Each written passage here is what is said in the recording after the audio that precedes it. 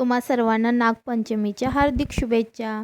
सकाळीच मस्त अशी देवाची पूजा करून घेतली. आज होता श्रावणातला पहिला सोमवार, तसेच नागपंचमी पण.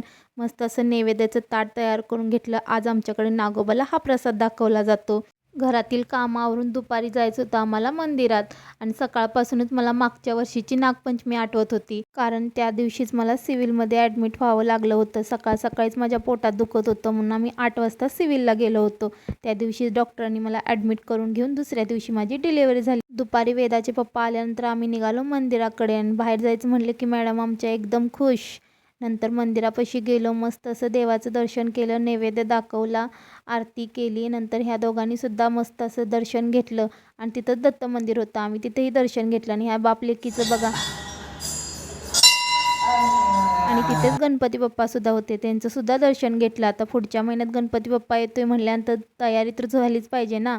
मस्त अशी तयारी चालू होती आमच्या इथं. मंडप बघा किती मोठा टाकला आहे आणि आलो घराकडे. आत्तासाठी एवढंच. बाय. आता भेटू नेक्स्ट व्हिडिओत.